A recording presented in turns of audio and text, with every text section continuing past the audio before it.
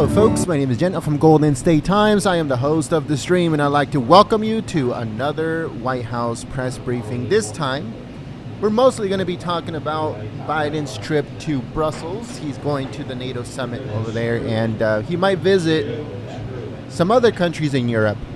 But as of right now, he's just heading to Brussels for the NATO summit. So they are going to have the press secretary. And also, I think they're going to have another person. They're going to have National Security Advisor Jake Sullivan at this press briefing. So make sure you guys please share the live stream on social media. Don't forget to click the thumbs up button. I'm not 100% sure if they actually sent notifications out to you guys, but if they did, let me know in the chat. We're going to be covering some news as we await the White House press briefing. There's a lot of stuff going on, including Biden heading over to Brussels, I think tomorrow. This is the good crew today. This makes me much happier. I was very bitter until I saw you two. But Biden's just go out there and I'm still bitter out here. He's headed to Brussels for the NATO summit. Override my bitterness. And let's see what else is in the news. Mental space too. Clock out for like 2:30. Total. Well, it hasn't been So delayed yet, has it? I was talking about this yesterday, But I think it's and I don't think a lot of people believe me.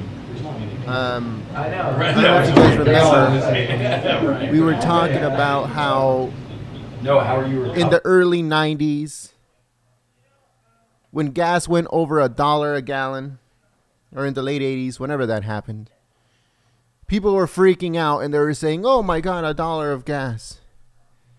You know, what's next? And a lot of other people were saying, oh, well, you know, when so-and-so stuff calms down, or when the economy gets better, it'll dip below $1. But it never did. Then, on 9/11,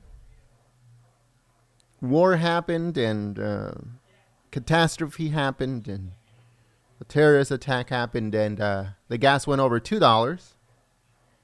And then people said, oh, well, you know, after we bombed the crap out of the Middle East and we calm everything down and stuff like that, and the gas will go below $2. It never did.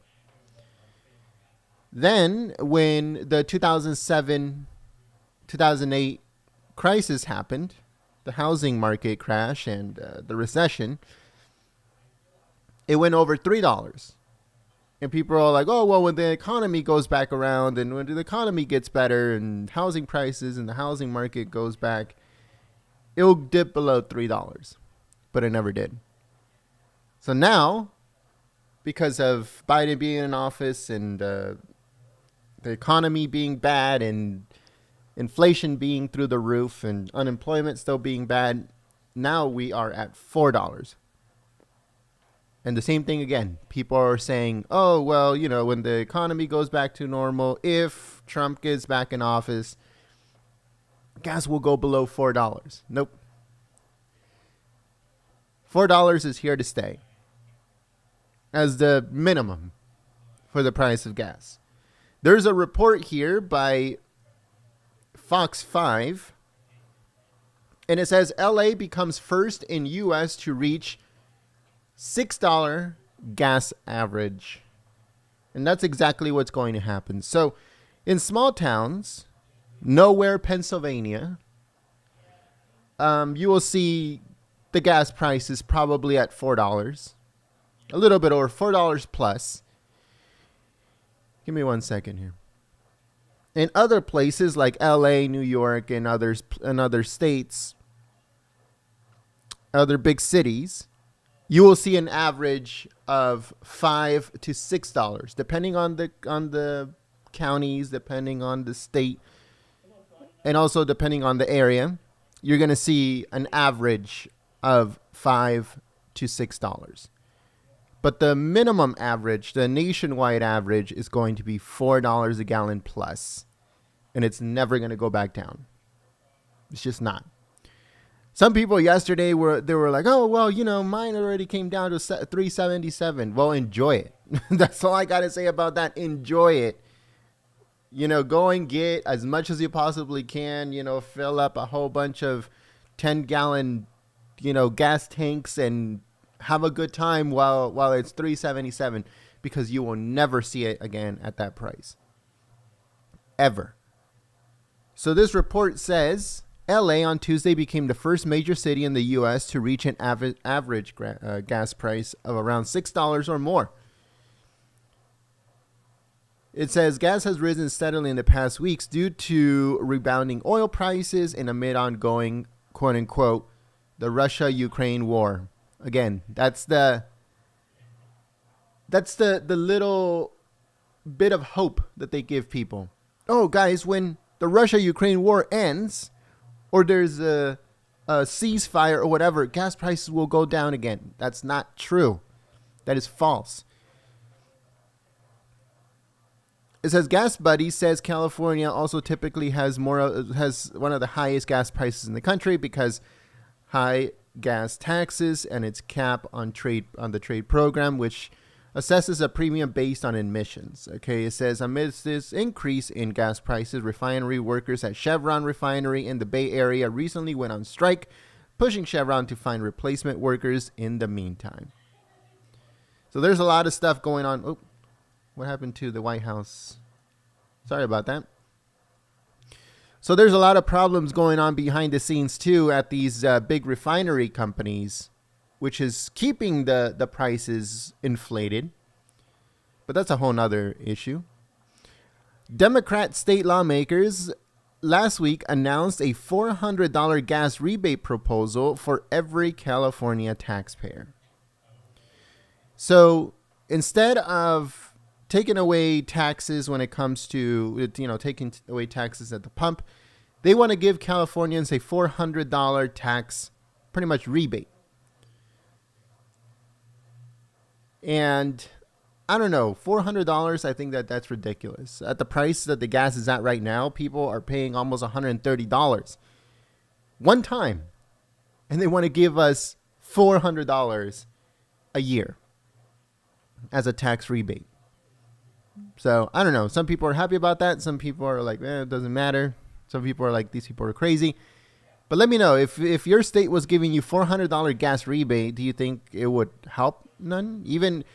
But I'm talking about in people that are in states that the gas is actually expensive, not in states that gas is $4 a gallon. Because here in California, we would wish it was $4 a gallon. That's extremely extremely cheap.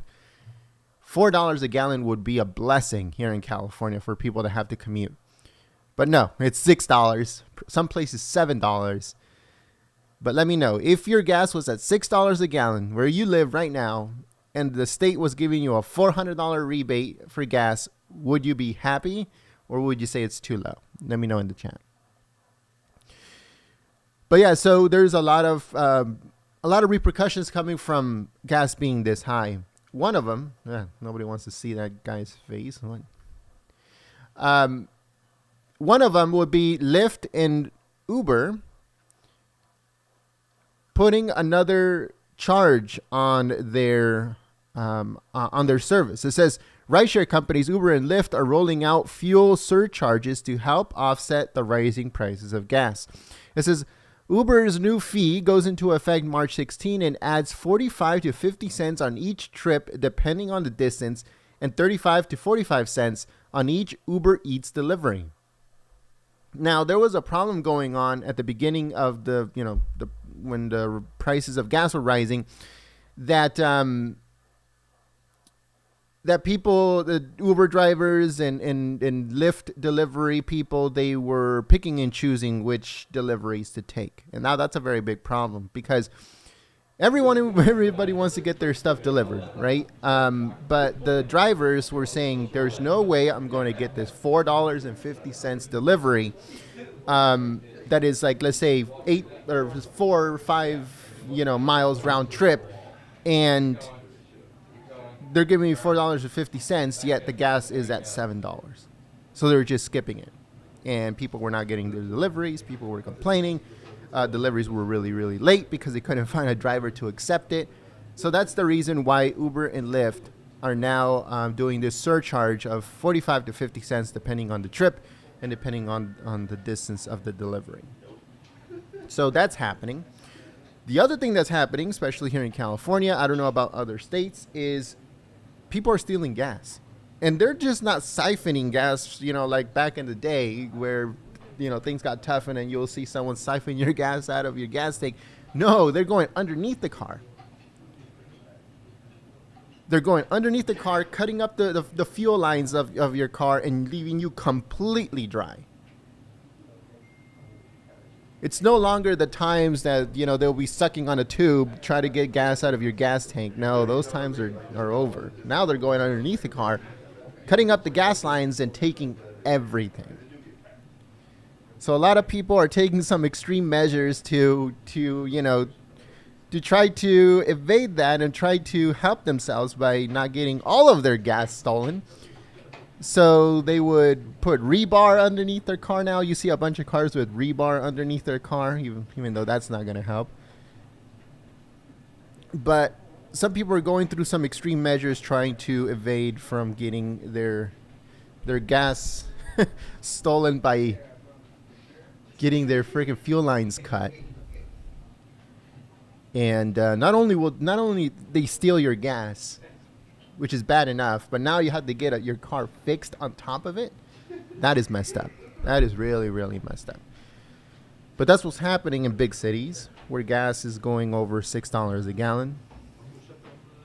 And as you guys know, shrinkflation has already started, where instead of raising the prices of foods and drinks, they're just going to lower the amounts. So if you're going to get, like, let's say a 16 ounce of Coke, your 16 ounces are going to be 10. Your 8 ounces are going to be 6. Your 24 ounces are going to be 20. They already did a 24 pack into a 20 pack, and now I'm pretty sure it's going to be a 16 pack. But everything is going to be at the exact same price. So that's coming for at your your nearest grocery store. The price of everything is going to go up soon, if it hasn't already. And that's on top of what it already has, all the prices increases that had happened up to this point. We're not talking about what it has happened up to now. No, we're talking about now till, let's say, the summer or the end of the summer. Price increases are going to be really bad. The hot mic is on, but there's nobody in the room. So that's why you guys don't really hear anything. But the hot mic is definitely on.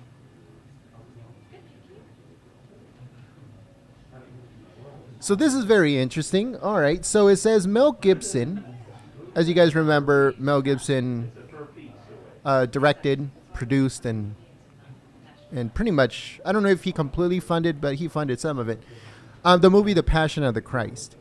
Well, now he's already filming another one called The Passion of the Christ Resurrection.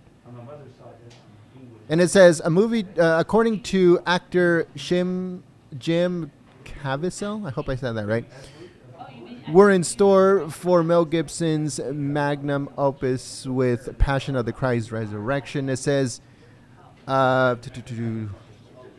Passion of the Christ came out in 2004. It was a monumental success, ranking it more than $663 million worldwide. The film was the most well-made and brutal depiction of the crucifixion ever to be on film.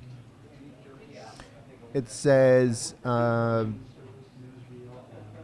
for this reason and more, regardless of the worldview regarding that film, Mel Gibson's next installment with curiosity, fear, love, and excitement, pity, and shame. Choose your emotion according to people. It says, according to the actor, it should be coming next year. There's not much known about the movie, but it says the premiere could happen on June 16th, 2023. And but yeah, so there's going to be a new Passion of the Christ coming out, and also there's going to be another movie based on Noah, That's very interesting. So a new Passion of the Christ is coming out in 2023, and a new movie based on Noah is going to come out also during or around the same time. That's very interesting stuff. It says Paramount Pictures gave the green light to the movie Noah, which is going to be in the same type of filming style as the Passion of the Christ. So it's going to be very interesting to see. So Noah and the Passion of the Christ Resurrection coming next year. Very interesting stuff. I don't really get into movies much, but I saw that and I thought it was going to be very interesting. Some people did like the movie The Passion of the Christ. Other people didn't. I saw it myself when it first came out. I went to go see it. I liked it. I liked it a lot. But a lot of people were angry about it. I don't understand why, but it is what it is. Some people like it, some people don't like it. Some people think it's good, some people think it's bad. But, there were some very, very vocal people about that movie when it first came out in 2004. All right, so let's move on to the next one. So as you guys know, Judge Jackson is right now pretty much getting grilled by Republican senators over her past and over all of her cases that she overlooked while she was a judge. And a lot of really bad stuff that she allowed to happen, and a lot of bad stuff that very lenient convictions that she gave out to very, very nasty, evil people. She's not a fighter for justice. She's a fighter for criminals. And she's basically front and center right now. And when she got heated in some of the instances because she fights for criminals. She does not fight for justice. She does not fight for the truth. She fights for criminals. She loves criminals, in other words, and she protects them at any, in any way she possibly can. So that's the type of person that Biden is going to put in the Supreme Court. Now, let me get an update regarding Supreme Court Justice Clarence Thomas. Clarence.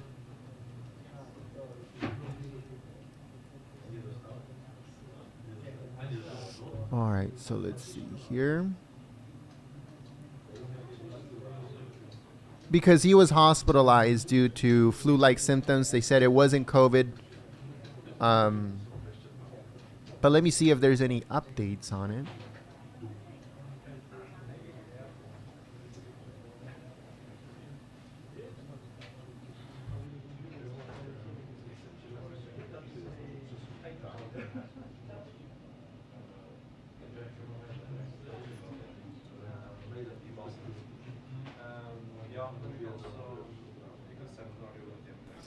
All right. So yesterday we broke the story that Clarence Thomas was hospitalized. They were saying flu-like symptoms, but it so happens that Justice Thomas was hospitalized with an infection. A lot of people were talking about it was probably COVID, and because of his age and stuff like that. It's not. It's not COVID. But whenever someone has an infection, they get flu-like symptoms. Right. And right now there's still, if you got flu-like symptoms, most definitely you have COVID, that kind of crap. But it says Justice Clarence Thomas has been hospitalized because of an infection, according to the Supreme Court. This is not reporters talking. The Supreme Court came out and verified that it was because of an infection. Thomas, 73, has been at Sibley Memorial Hospital in Washington, D.C. since Friday after experiencing flu-like symptoms. According to the court. The court offered no explanations on why it waited 2 days to disclose what the justice was in the hospital for. The reason they did that was because they did not want to put out a statement out there and leave it to speculation, which the Democrats were going to run with, saying, we got another pick. We're going to get another, Supreme Court pick. That's what they were going to do. And the fake news media was going to have a frenzy on it, and they were going to be so happy that they're going to get another radical into the, just like Judge Jackson, into the court. But no, that's not going to happen. Judge Thomas is going to be okay. Judge Thomas is going to go back to the court, and he's going to be there for a while. They can't win on this one. And it says disclose why the judge at the hospital. Okay, so it also provided no additional details about the infection, but said that Thomas is being treated with antibiotics and his symptoms are getting better. He could be released within the next couple of days, according to the court. So it says the Supreme Court is meeting this week to hear arguments on 4 cases. Thomas plans to participate in the cases even if he misses the arguments, according to the court. So there's a bunch of cases that are coming up, very, very high-profile cases, including DACA. DACA is coming up this year. Don't forget about that, guys. So DACA most likely is going to be heard probably until the Supreme Court goes back in session, which will be in October. But at that time, Judge Jackson, the radical, is going to be already in the Supreme Court by that time. That's if her nomination doesn't get shut down, which most likely it will, because her record is horrible. Horrible, horrible, horrible. And I can't see any Republican voting for her at all. If they do, then, like I've told many people many times, do not give Republicans money. Never, ever, ever, ever give the Republican Party money. I would rather spend it on my family if I was someone that was donating to the Republican Party. I would rather take my family out for a dinner or a movie than spend it on those parasites. There's no way. Nobody ever, please, please, please, if you're ever thinking about giving money to the Republicans, grab that money and spend it on your family, because they're useless. And but yeah, so if anybody votes, if any Republican votes for Judge Jackson, it will be horrible. Horrible, horrible, horrible, because she has such a bad record of just protecting criminals, and really bad criminals. I don't even want to say it on what's it called, on microphone, what kind of criminals she protected pretty much with her life. But she has a very horrible judging history. Let's just put it like that. But yeah, so Judge Clarence Thomas is okay. He's being treated for an infection. He is getting antibiotics, and he will be okay. He will be back to the court. And the Democrats are not going to win this one, like I said. The radicals are not going to win this time.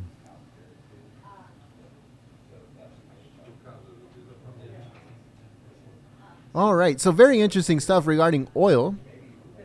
So it says Saudi Arabia says it can be held responsible for oil shortages after the Houthis attack energy facilities. So it says Saudi Arabia said it would not bear responsibility for any shortages in the global supply after Yemen's Houthi rebels struck Saudi energy facilities in at least 3 cities over the weekend. So here we go.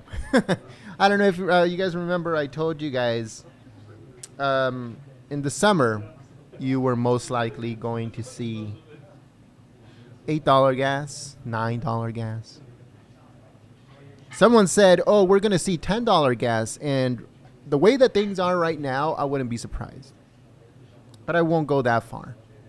$8 gas, most definitely, in big cities, again.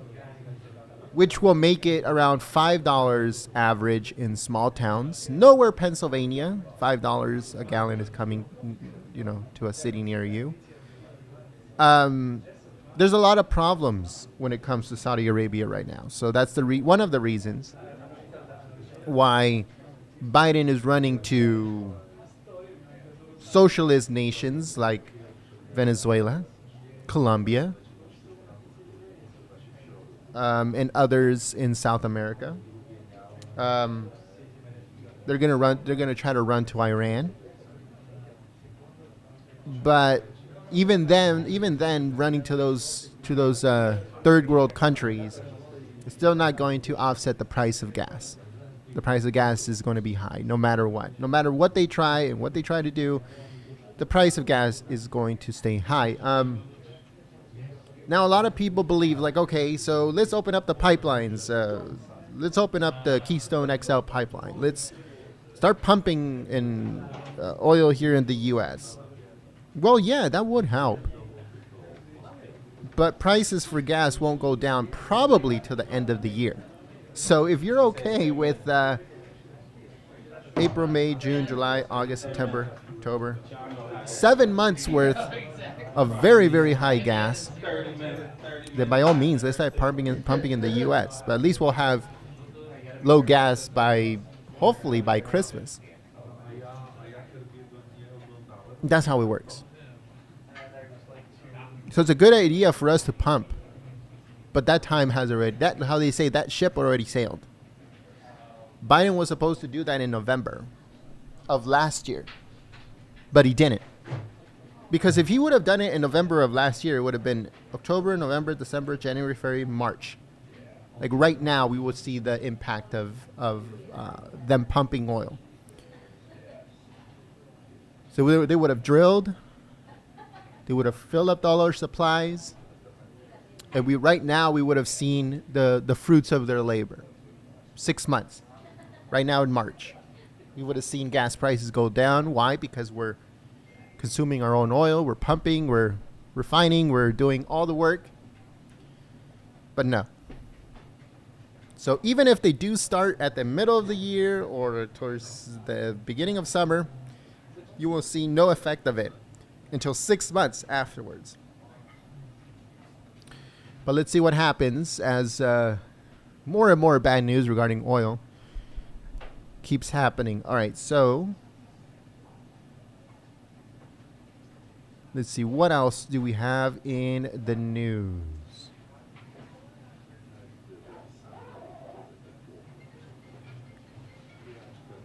We also have the State Department coming up very soon, so I'm going to get that started. But right now, we're just awaiting the White House press briefing.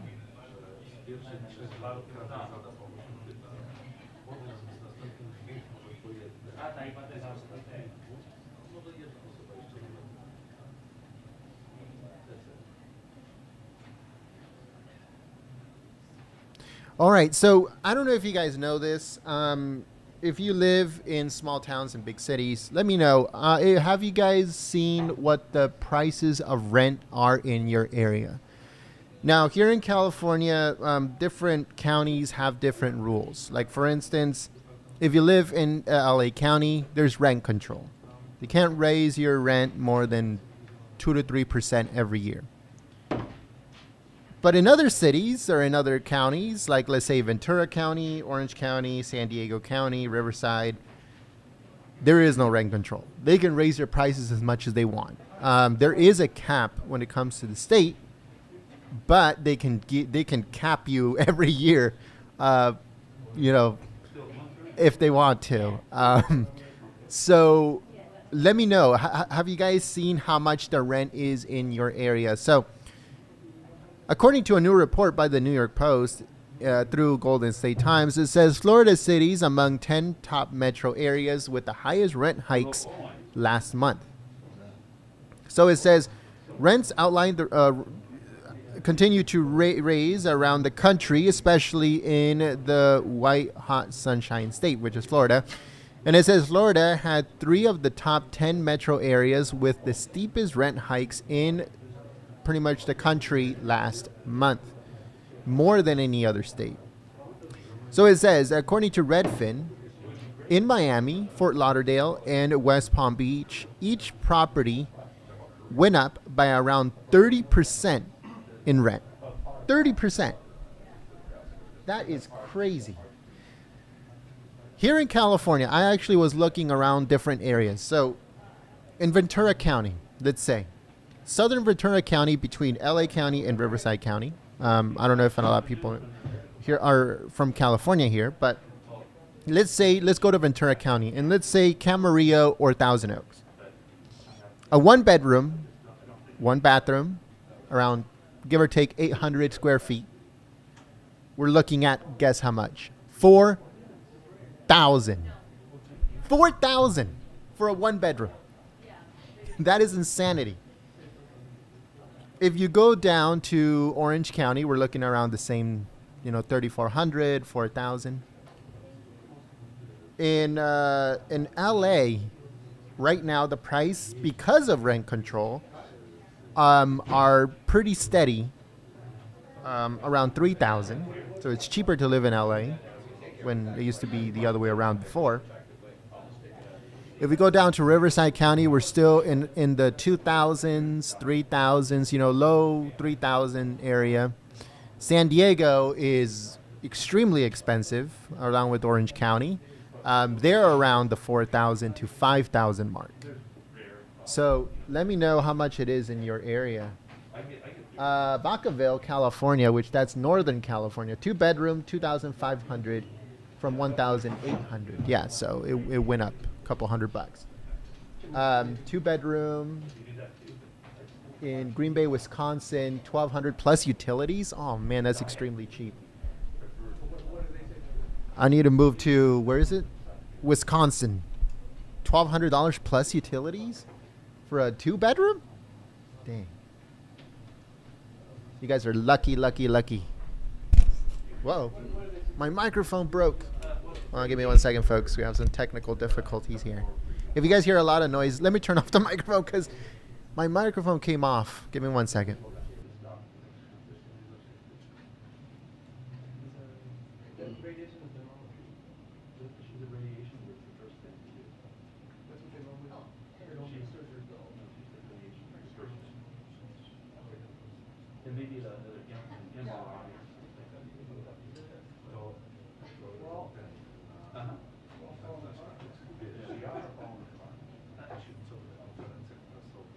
All right, folks. Sorry about that. Microphone came off.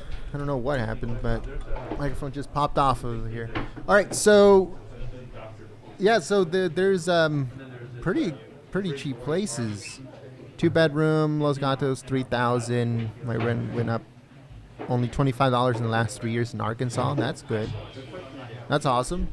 Yeah, count your lucky stars, guys. If you guys are in a place where they're charging you $1,200 for a 2-bedroom, all utilities, oh man, you guys are lucky. You guys are the luckiest people in the world. Yeah, so people are seeing some immense amount of rent increases all over the state, all over the country. So like I said, thank your lucky stars if you're paying very, very cheap. Anything under $1,400 if you're paying in rent, consider yourself the luckiest people in the world.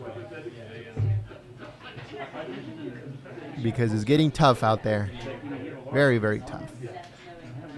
But yeah, so rent increases are going to go up.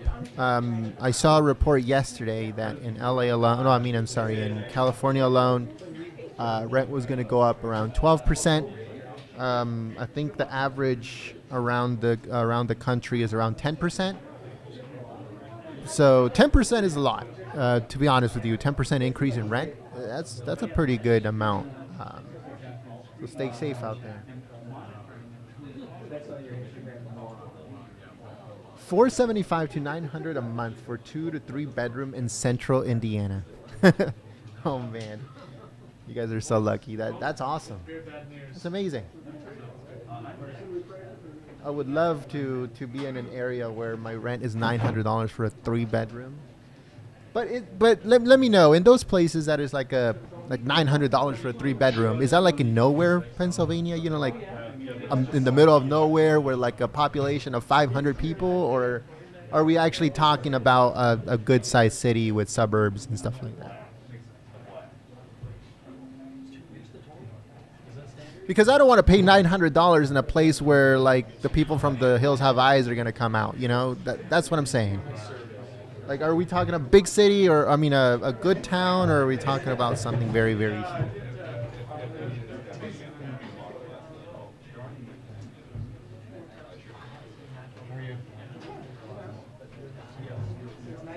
I don't know if you guys can hear the hot mic. Give me 1 second. Let me turn off my microphone.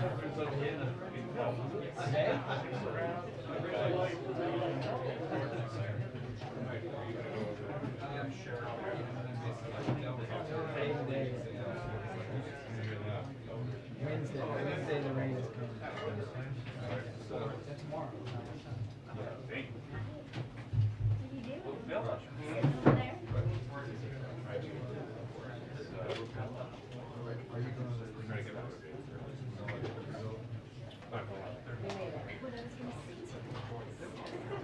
No. Yeah, someone. It's funny. It says the hills have eyes.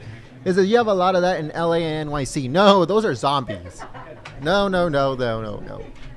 The hills have eyes. People are in a completely different situation than the zombies that you see in LA and in NYC. And to be honest with you, I live close to LA. I don't live in LA. Oh, God forbid. No. I live close, maybe like an hour and 45 minutes away, and I never go to LA. The last time I went to LA was a couple years ago, I believe. I never stepped foot in LA. I pass by there on occasions, but only through the freeway. I never get off on the off ramp. I would rather wait. I'd rather be hungry and wait another hour than actually stop and eat in LA somewhere. I just won't do it. There's no way I would get off in LA or do anything in LA. But the Hills Have Eyes people are not in LA. Trust me, those are zombies.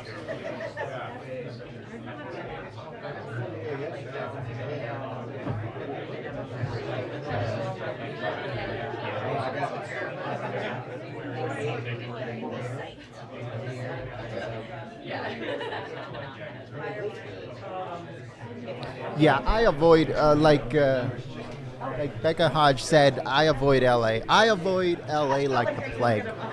There's no way I'm going to LA for nothing. I don't care about nightlife. I don't care about entertainment, concerts, or any of that crap. I stay away from LA. If I want something like that, I'll go to Vegas, I guess. If I'm like, want to go see a show or concert or whatever, I wait for Vegas. So whenever they go to Vegas, I go there. But if LA, there's just no way. I stay away from it. I don't know. I don't know what it is.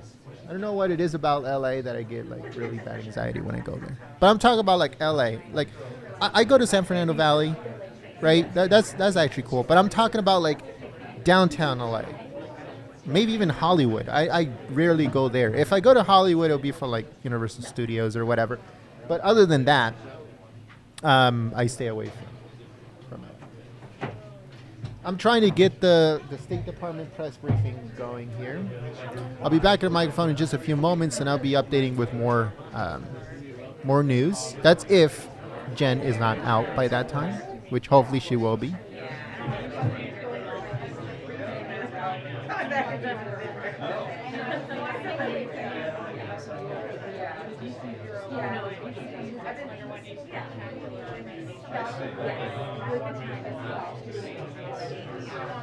I see.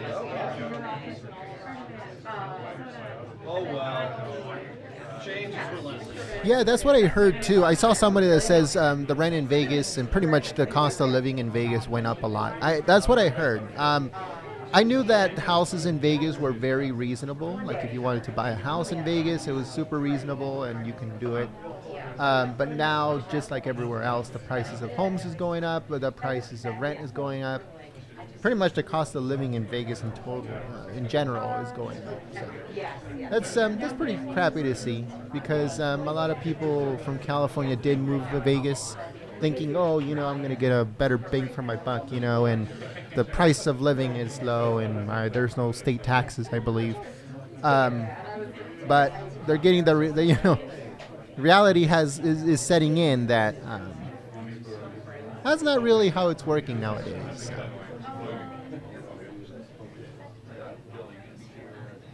All right, so the State Department press briefing is now live on the channel.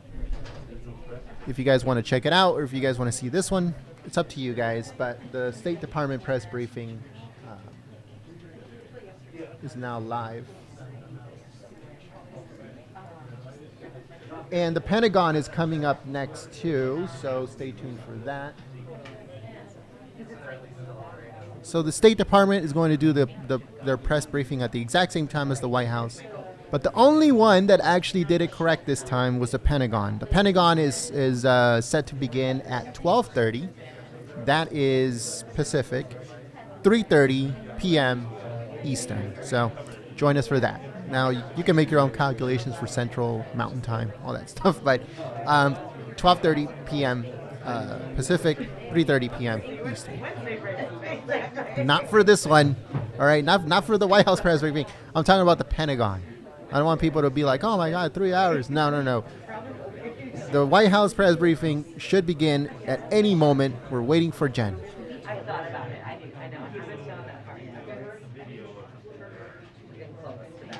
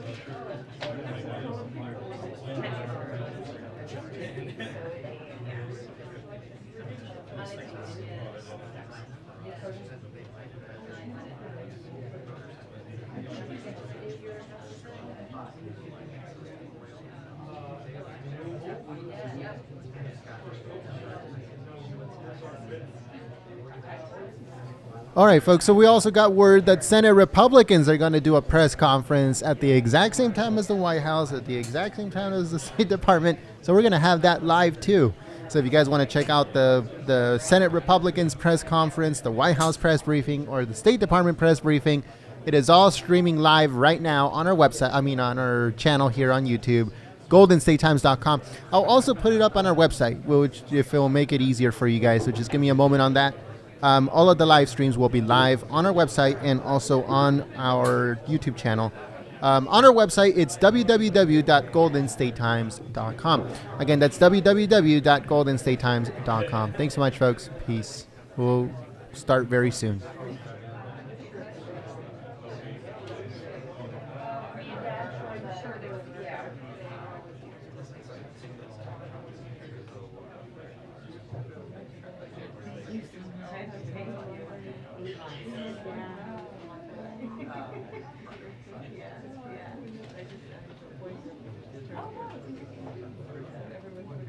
I know. It's like, we've gotten this far. Yeah, exactly. Actually, it's such a week to do this far.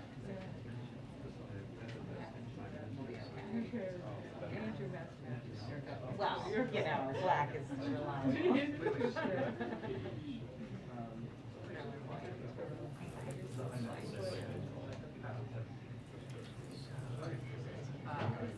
Busier than this. Different kinds of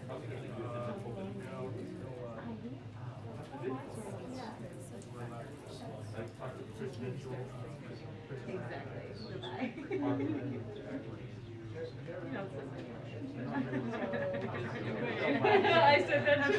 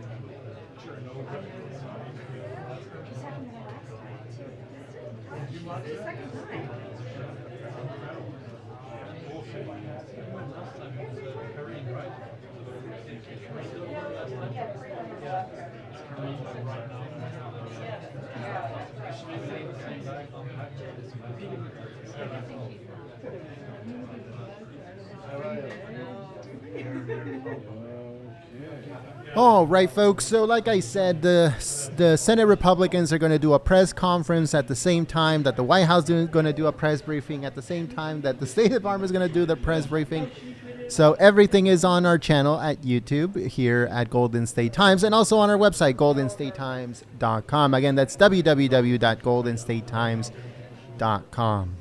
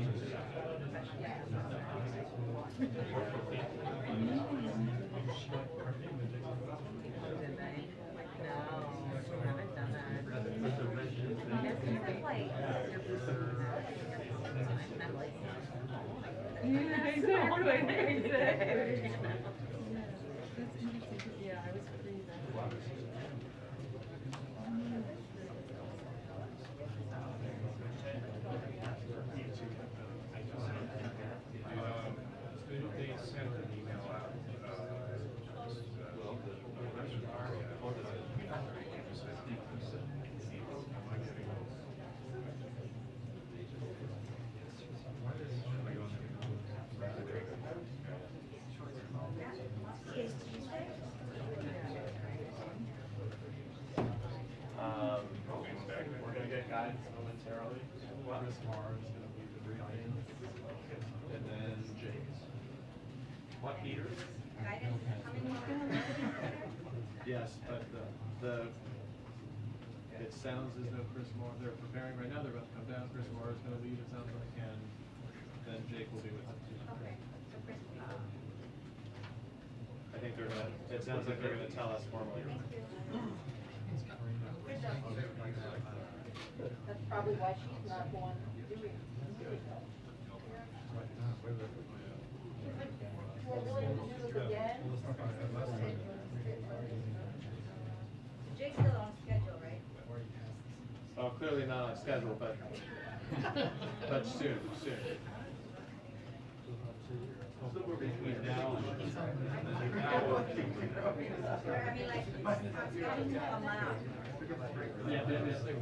All right, folks, if you guys can do me a big favor, can you guys go to our website, goldenstatetimes.com. Again, that's www.goldenstatetimes.com. And check if you guys can see the live streams that are on there. We have the White House press briefing live stream, we have the State Department live stream, and we have the Senate Republican live stream. So let me know if you guys can see it on our website, goldenstatetimes.com. That will help us out a lot. That way I know that it's running correctly.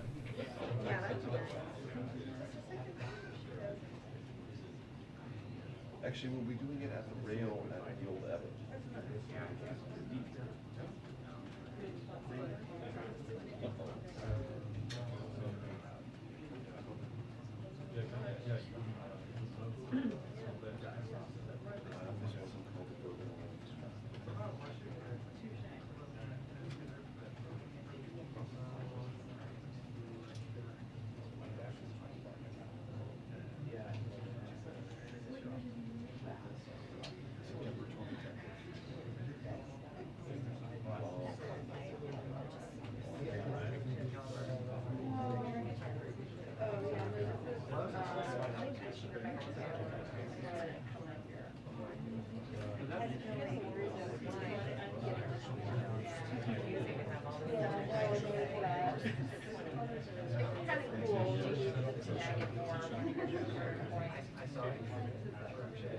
Yeah, it's hard to know. Like, I would rather get more weight under it, but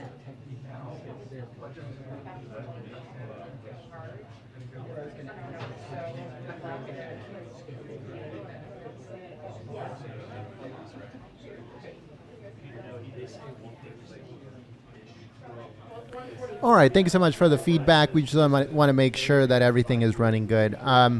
Again, we have the White House press briefing, we have the State Department press briefing, and we have the Republican press briefing or press conference going on at the exact same time. It's live stream here on YouTube, but it's also on our website, goldenstatetimes.com. Again, that's www.goldenstatetimes.com if you guys want to check them out. Thank you so much, folks. And hopefully Jen comes out very soon. So if you guys are wondering, the main topic of this press briefing is going to be Biden's trip to Brussels. He's going to be at the NATO summit. He's most likely going to go to other EU countries as he speaks to EU NATO leaders. So stay tuned live here at Golden State Times for full coverage of his trip to NATO, to the NATO summit.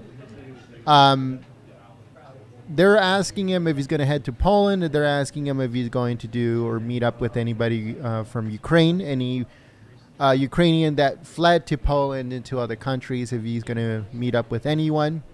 As of right now, there's no plans of him doing that, but who knows what any updates that Jake Sullivan, which is his national security advisor, and also Jen is going to give at this press briefing. So stay tuned for that.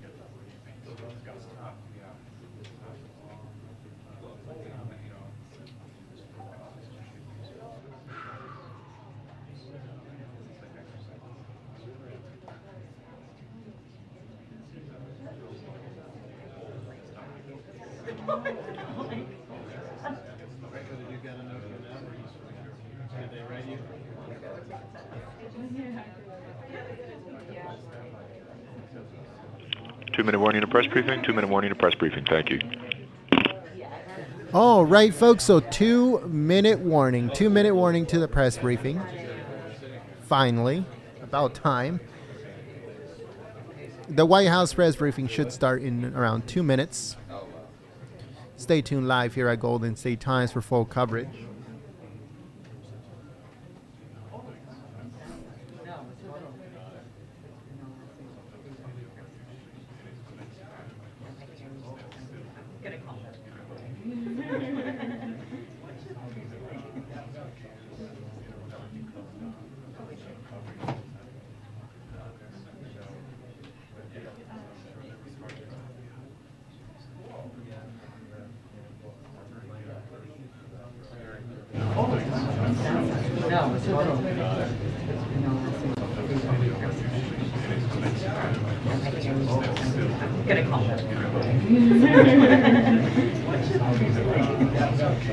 All right, so more people are in the room now that the 2-minute warning has been called. So the hot mic is now on, or, you can actually hear what's going on in the background. Before the hot mic was on, but there was not that many people in the room. But now that the 2-minute warning has been called, then everybody is back.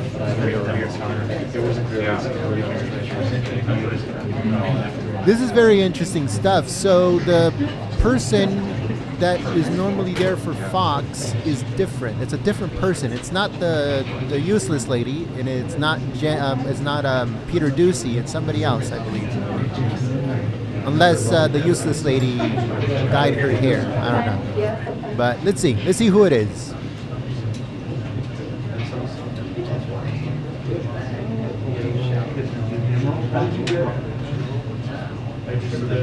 Someone in the chat says, "Get the tomatoes ready." That's hilarious. Oh, and we're still on that, guys. Do you think it's a good idea? I don't know. Like, you'll help out the channel. It'll be fun, but we just have to figure out a way to do it. But what do you guys think about the whole tomato thing? If someone doesn't know what we're talking about, someone in the chat explain. Here we go. Hello, everyone. Good afternoon. As you can see, things are changing and moving pretty rapidly around here today. Obviously, we've had some last-minute adjustments to the briefing, which is why I'm up here today. I know folks might have some questions after the statement that we just released from Jen, and we in the press office are going to strive throughout the rest of the day to get you the answers to the questions you might have. A few additions beyond Jen's statement that I can provide right now. No members of the press who attended the briefing yesterday are considered to be close contacts. We are currently conducting contact tracing, and any member of the press who is considered to be a close contact will be contacted. But if a close contact is determined, it would not be through yesterday's briefing. So we just wanted to be clear about that. I'm going to speak briefly about the first day and a half of Judge Jackson's committee hearing, and then I'm going to pass it over to National Security Advisor Jake Sullivan, who will make some remarks at the top, and then he's happy to take some questions on the trip. And he has a heart out where I'll call it. And then again, please let us know if you have any follow-ups after the briefing. We'll strive to get you answers, and we appreciate everybody's flexibility today. With that, just a couple of things from the first day and a half of Judge Jackson's committee hearing. The President watched portions of Judge Jackson's hearing yesterday and today, and is proud of the way she is showcasing her extraordinary qualifications, her experience, and her even-handedness. Her dedication to following the facts, the law, and our Constitution as an independent judge is clear. He was also moved by the grace and dignity she has shown, the deference to senators, and the level of detail she is offering, reinforcing the value of her experience, her intellect, and the strength of her character. The President was particularly struck when, reacting to Senator Leahy raising the broad support she had received from the law enforcement community, Judge Jackson spoke about her family members who have served as police officers, saying, "I know what it's like to have loved ones who go off to protect and to serve, and the fear of not knowing whether or not they're going to come home again because of crime in the community. Those are not abstract concepts or political slogans to me." As a former chairman of the Judiciary Committee, President Biden also appreciated her respect for the intent of lawmakers and the text of the law. He appreciated Judge Jackson's commitment to stay in the lane of judges prescribed by the Constitution and her highlighting the importance of precedent. He was also struck by how she swiftly dismantled conspiracy theories put forward in bad faith. They've been debunked by numerous fact checks, experts, and the record itself. In selecting Judge Jackson, President Biden sought the opinions of Republicans and Democrats who made clear they wanted someone of deep experience in the mold of Justice Breyer. Today's testimony and Judge Jackson's endorsements by leading conservative jurists and some of the biggest law enforcement organizations in our country make clear she is indeed in Justice Breyer's mold. And with that, I'll turn it over to Jake, who has a topper for you, and then he'll take some questions. Thanks.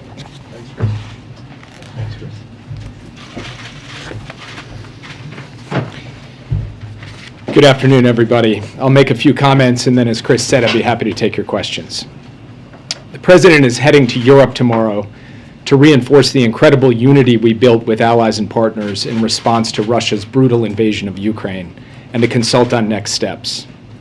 Let me take a moment to set the context for this trip. Russia intended to accomplish three basic objectives in launching its unprovoked attack against Ukraine. First, to subjugate Ukraine. Second, to enhance Russian power and prestige. And third, to divide and weaken the West. Russia has thus far manifestly failed to accomplish all three objectives. In fact, it has thus far achieved the opposite. On the first, the brave citizens of Ukraine are refusing to submit. They're fighting back. They're defending their homes. They're defending their cities. And although Russia may take more territory in these brutal military operations, it will never take the country away from the Ukrainian people. On the second, Russian power and prestige has been badly depleted. The Russian military has dramatically underperformed. The Russian economy has been rocked by powerful sanctions. The Russian high-tech and defense sectors are being choked off from key inputs. And Russia is a pariah in the international community. On the third, the nations of the free world are more united, more determined, and more purposeful than at any point in recent memory. For our part, since President Biden in the United States began warning the world of impending Russian aggression back in November, we have clearly and consistently pursued three lines of effort. First, help Ukraine defend itself by supplying weapons and military equipment. Second, impose severe and escalating economic costs on Russia through the application of unprecedented sanctions in close coordination with allies and partners in Europe, the Indo-Pacific, and other parts of the world. And third, fortify NATO and the Western alliance by enhancing our force posture on the eastern flank and making our allies more resilient against other forms of Russian aggression. We've made decisive moves on all three fronts, and President Biden's trip will involve further actions on each of these three fronts. He will attend an emergency NATO summit, joined by the leaders of the other 29 NATO allies. He will join the G7 leaders, and he will address the 27 leaders of the European Union at a session of the European Council. He will have the opportunity to coordinate on the next phase of military assistance to Ukraine.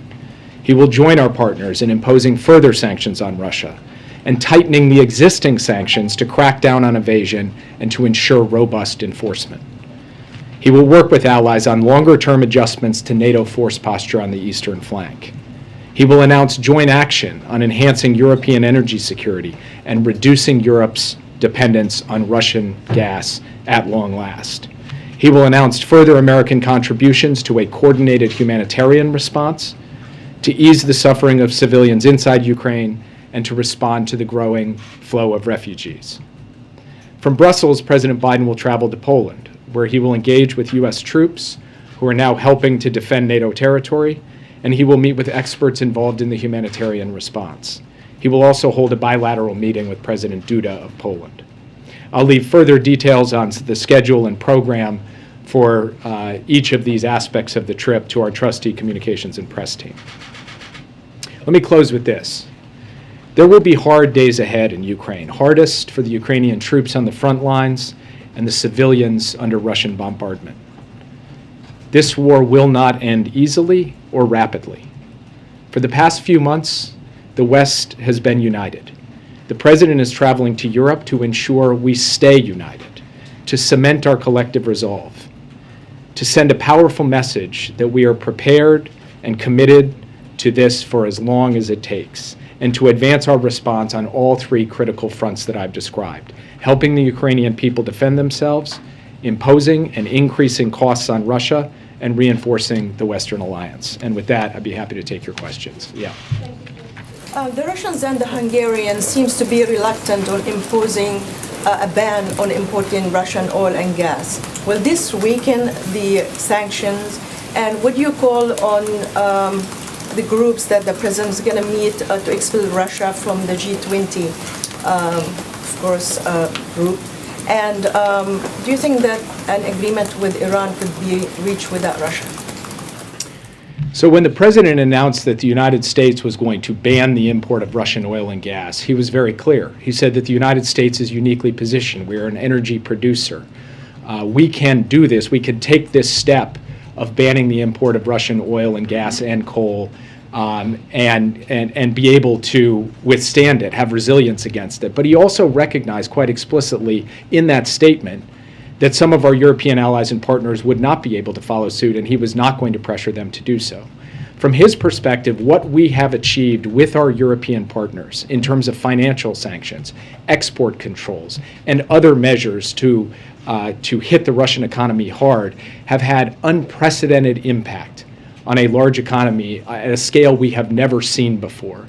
And so he believes that that is, in fact, increasing the costs on Russia. It is sharpening the choice for Russia, and he feels very good about where things stand today in terms of the unity and resolve of the Western alliance on sanctions. And as I mentioned in my opener, we will have more to say on sanctions in the coming days. On the question of the G20, I will just say this. We believe that it cannot be business as usual for Russia in international institutions and in the international community. But as for particular institutions and particular decisions, we'd like to consult with our allies, consult with our partners in those institutions before making any further pronouncements. Finally, we believe that if there is an Iran nuclear deal that meets the standards the president has set to verifiably block the pathway of Iran to get to a nuclear weapon and put this program back in the box after President Trump let it out of the box when he left the deal back in 2018, we will do that deal because we believe it is in the American national security interest to do so, but we will not do that deal until it meets those objectives. Yeah. Thank you very much. If you said anything more about the sanctions, you did just say further sanctions. If there's anything more about what areas that could be in, that would be great.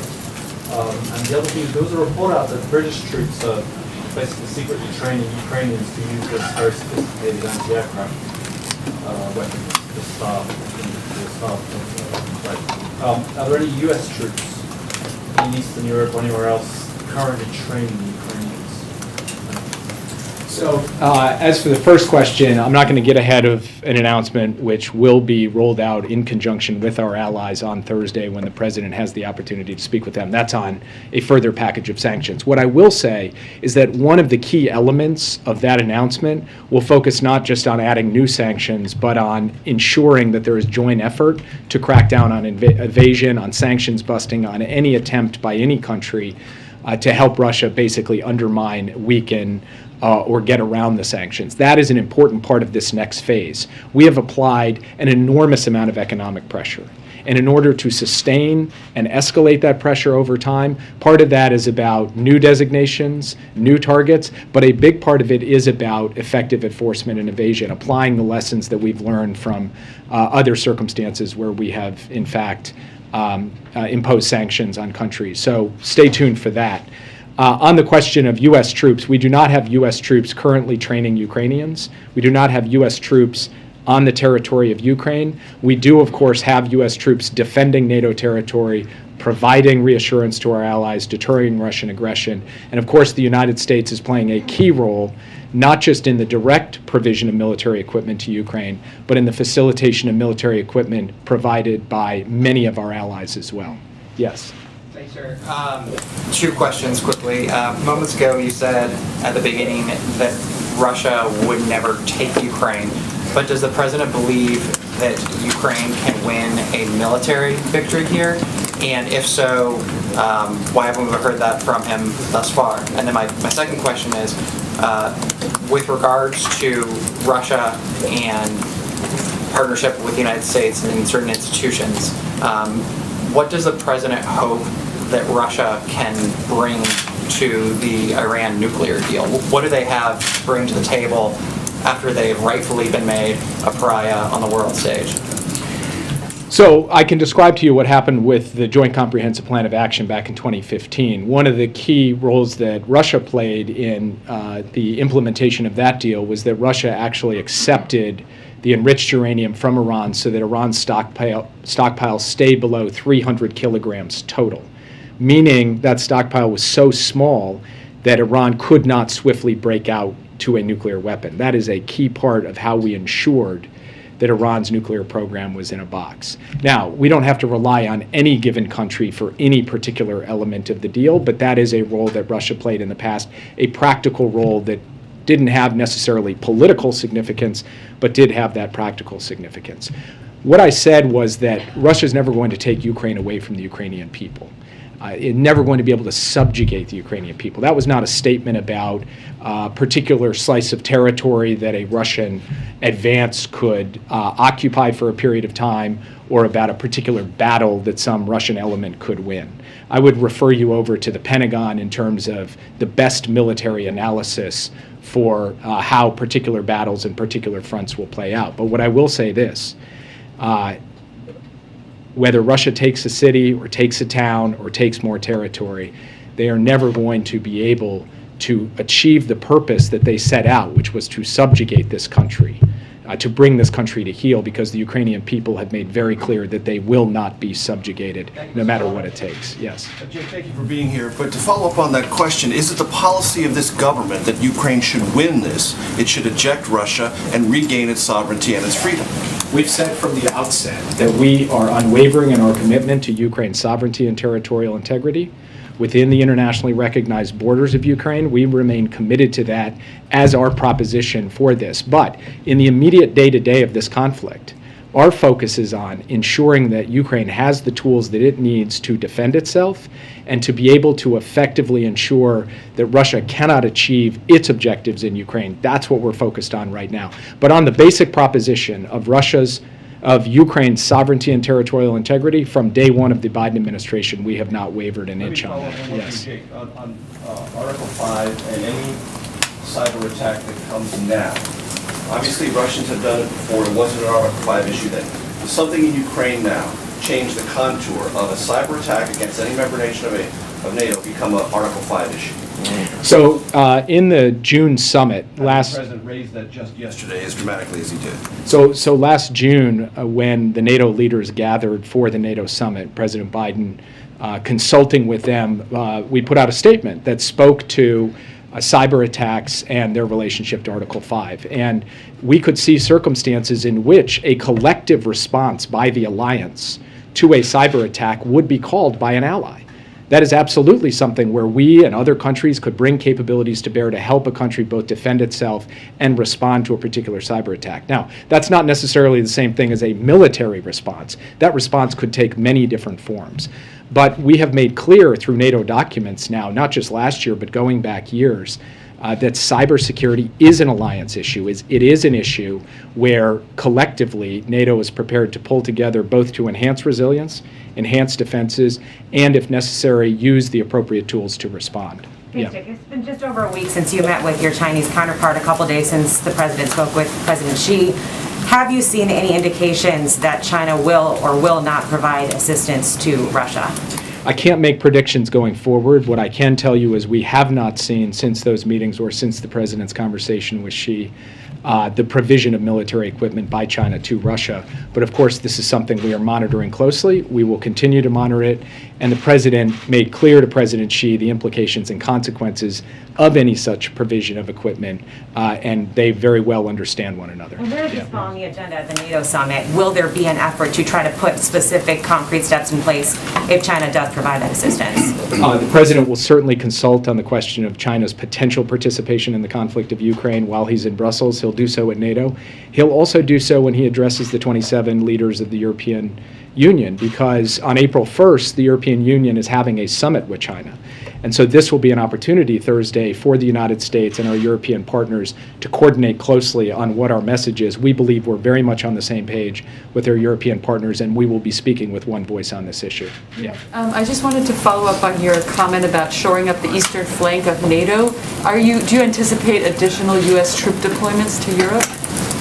Well, I think there are two issues that are important to lay out. One is what's required in the immediate term. And right now, Secretary of Defense, Supreme Allied Commander Europe, believe that they have effective posture today for what's necessary today. But of course, that could evolve in the coming days and weeks depending on Russia's actions and depending on the overall threat picture.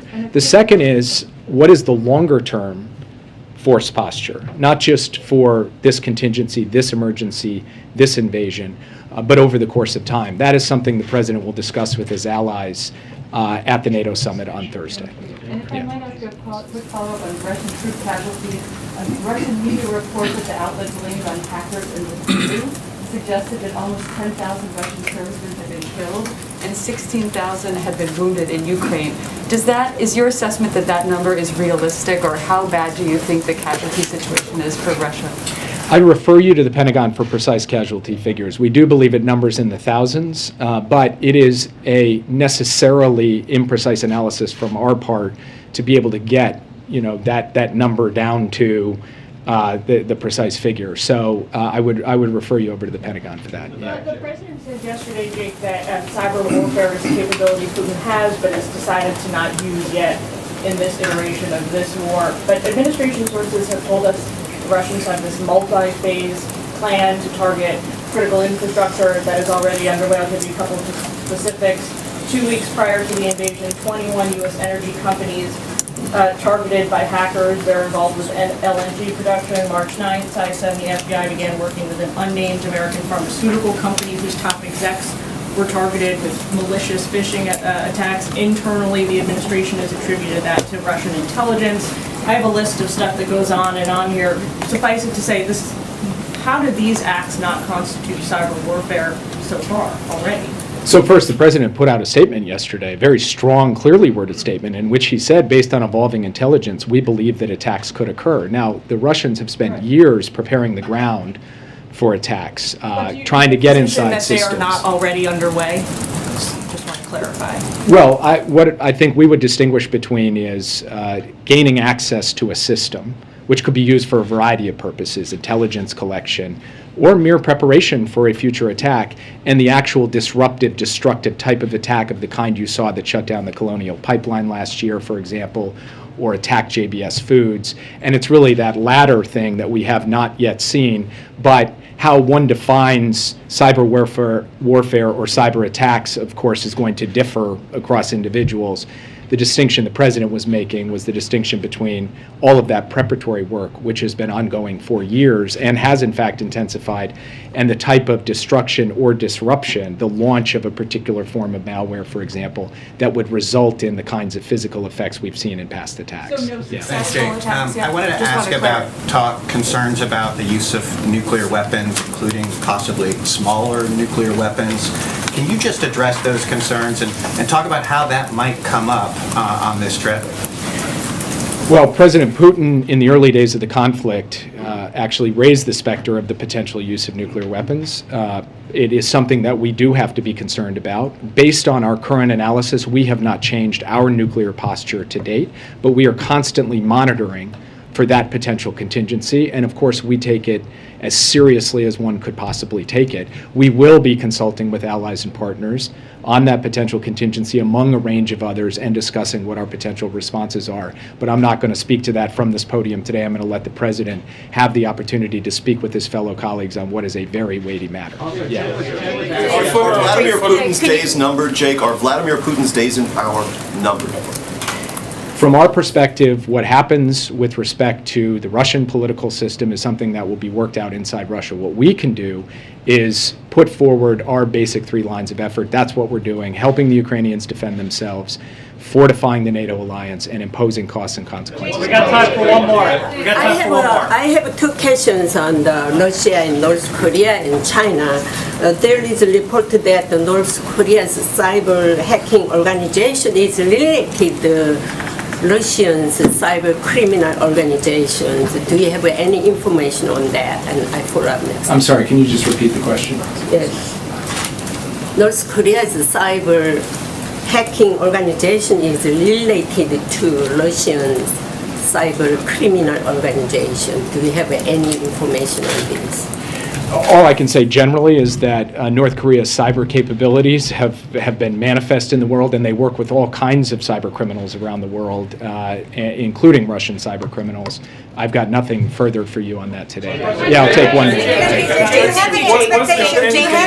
Do you have any comments or expectations on the meeting between President Xi and President Zelensky that's scheduled to happen soon? Sorry, I told her that I would call on her, so I've got to let her ask the question. What does the president hope to accomplish when he's in Poland, and why did he feel that it would be helpful for him to go to Warsaw at this time, particularly when the vice president was there less than 2 weeks ago? So first, Poland has taken the brunt of the humanitarian impact outside of Ukraine. In terms of the refugee flows. Poland is where the United States has surged a significant number of forces to be able to help defend and shore up the eastern flank. Poland has to contend not just with the war in Ukraine, but with Russia's military deployments to Belarus, which have fundamentally changed the security equation there. And so for all of those reasons, we feel that it is the right place for him to go to be able to see troops, to be able to see humanitarian experts, and to be able to meet with the frontline and very vulnerable ally. So I'll leave it at that, guys. Thank you. Jake, is he meeting with refugees? Is he meeting with refugees, Jake? Psaki said they'd tell us. You might be able to tell us today. So I think I said at the outset that we'll go through the precise details of the schedule. But Jake, he spoke with Pope Francis today. He spoke with Pope Francis today, and he tweeted. Jake.